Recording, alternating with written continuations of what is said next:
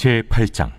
만군의 여호와의 말씀이 임하여 이르시되, 만군의 여호와가 이같이 말하노라. 내가 시온을 위하여 크게 질투하며 그를 위하여 크게 분노함으로 질투하노라. 여호와가 이같이 말하노라. 내가 시온에 돌아와 예루살렘 가운데에 거하리니 예루살렘은 진리의 성읍이라 일컫겠고 만군의 여호와의 사는 성산이라 일컫게 되리라. 만군의 여호와가 이같이 말하노라. 예루살렘 길거리에 늙은 남자들과 늙은 여자들이 다시 앉을 것이라. 다 나이가 많으므로 저마다 손에 지팡이를 잡을 것이요 그 성읍거리에 소년과 소녀들이 가득하여 거기에서 뛰놀리라.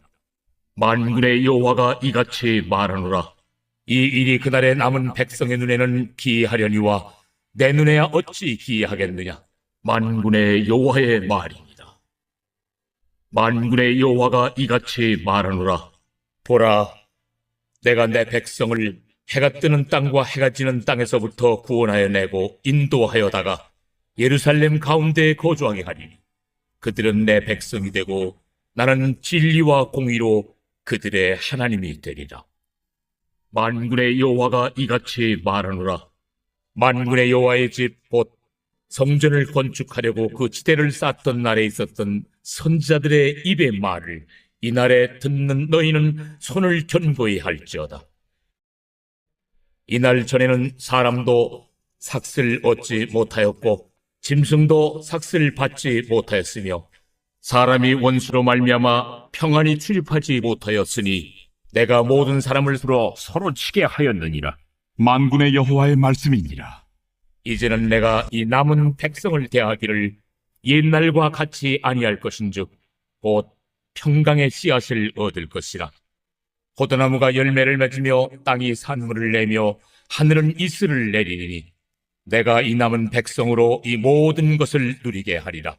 유다 족속아, 이스라엘 족속아, 너희가 이방인 가운데에서 저주가 되었었으나 이제는 내가 너희를 구원하여 너희가 복이 되게 하리니 두려워하지 말지니라.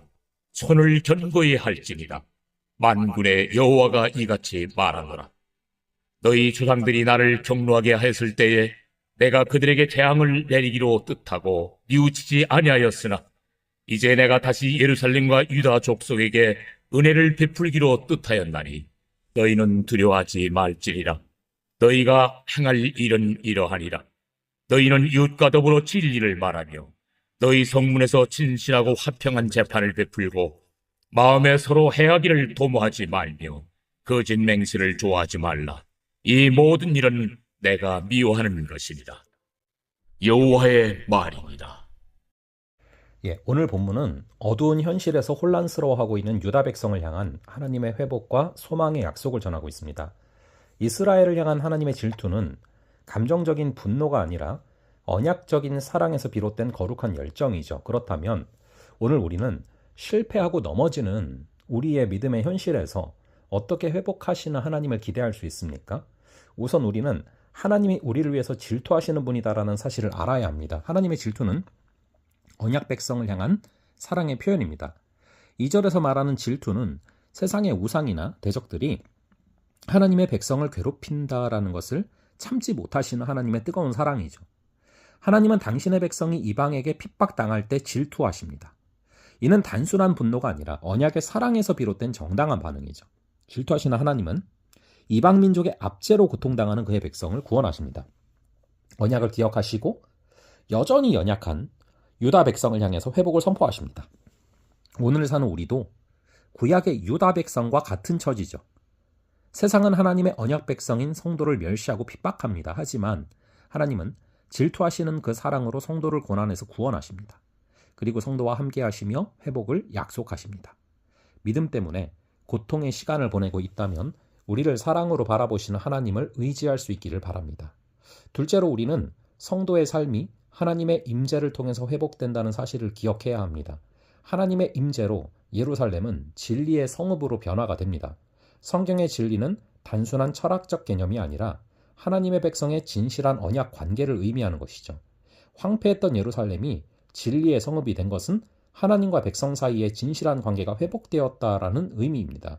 이는 곧 하나님이 약속하신 의로움과 정의가 백성 사이에 실현된 것이죠. 그렇다면 회복의 은혜를 경험한 예루살렘은 어떻게 해야 합니까? 새롭게 된 이 예루살렘은 이름이 바뀐 것으로 끝나서는 안 됩니다. 진리의 성읍에 거하는 진리의 백성으로 살아야 되는 것이죠. 그리스도의 임재가 우리를 구원하셨습니다. 삶에서 오늘 하루도 그리스도의 임재를 발견하실 수 있기를 바랍니다. 우리 삶이 그리스도께서 거하시는 자리가 되어서 죄로 신음하는 이 땅이 회복되기를 간절히 바랍니다. 마지막으로 우리는 하나님이 성도의 삶을 통해서 세상을 회복하신다는 사실을 기억해야 합니다. 오늘 본문에서 하나님은 유다가 겪었던 고난을 말씀하시며 이제는 다른 시대, 즉 회복의 시대가 열렸다라는 것을 선포하십니다. 하나님은 유다에게 풍요로운 삶을 약속하시죠. 이는 전적인 하나님의 은혜입니다. 하지만 은혜를 경험한 이 유다에게 요구되는 것이 있습니다. 유다는 하나님의 백성으로서 진리를 말하고 정의를 행하며 악한 마음을 품지 않아야 합니다.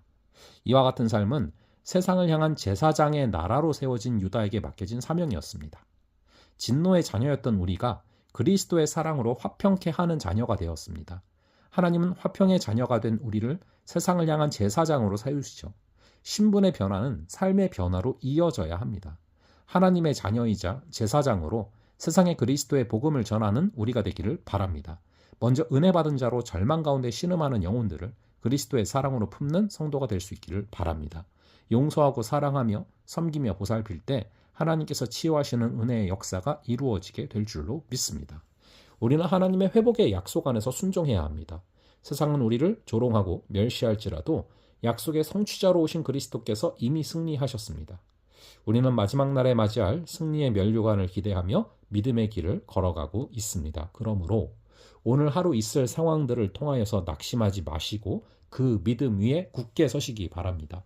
기쁨으로 주님을 맞이할 그날을 기대하며 믿음으로 살아가는 귀한 하루 되시기를 주님의 이름으로 축원합니다. 잠시 기도하겠습니다. 아버지 하나님, 오늘 말씀을 통하여 회복의 약속 안에 살고 있는 우리의 삶을 깨닫게 하시니 감사합니다. 우리가 하나님께서 우리를 위해서 질투하시기까지 사랑하신다라는 사실을 잊지 말게 하시고 우리의 삶이 하나님의 임재를 통해서만 회복된다는 사실을 놓치지 않는 하루 되게 하여 주시옵소서. 우리가 하나님께서 우리의 삶을 통해 이 세상을 회복하려 하시는 제사장적 사명을 우리에게 주셨음을 잊지 말게 하시고 오늘 우리의 삶이 나의 삶이 아니라 주님께서 보내신 주님의 제사장으로서의 삶이 되게 하여 주시옵소서. 감사드리옵고 이 모든 말씀 우리 주 예수 그리스도의 이름으로 기도합니다. 아멘. 그럼 또 다음번에 뵙도록 하겠습니다.